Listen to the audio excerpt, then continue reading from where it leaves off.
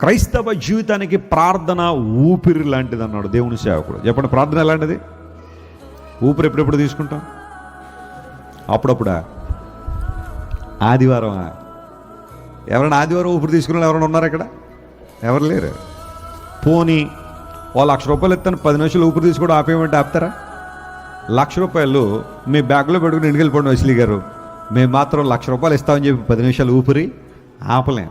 పోనీ ₹1,00,00,000 ఇస్తాను, పోనీ ఒక గంట ఆపేస్తామంటే ఒప్పుకుంటారా? అక్కర్లా. ఎందుకోసం? ఊపిరి అనేది నిరంతర ప్రక్రియ. ప్రార్థన కూడా క్రైస్తవునికి ఊపిరి లాంటిదే. అలా అని చెప్పి అన్ని పనులు ప్రక్కన పెట్టేసి ప్రార్థనలోనే కూర్చోమని కూడా అర్థం కాదు. అది మన హృదయం ఎప్పుడూ కూడా దేవునితో ఏమై ఉండాలి? కనెక్ట్ అయ్యి ఉండాలి. ఫోన్కి సిగ్నల్స్ వస్తూ ఉంటాయి. ఎక్కడి నుంచి వస్తాయంటే ఎక్కడో చోట ఆ టవర్ ఉంటుంది. ఆ టవర్స్ నుండి సిగ్నల్ ఫోన్కి ఎప్పుడు వస్తూనే ఉంటాయి. మీరు ఎక్కడున్నా సరే, మీ ఇంట్లో ఉన్నా లేదా చర్చ్లో ఉన్నా, బయటికి ఎక్కడ నుండి వచ్చినా ఈ ఫోన్ ఆ సిగ్నల్స్ని ఏం చేసుకుంటూ ఉంటుంది?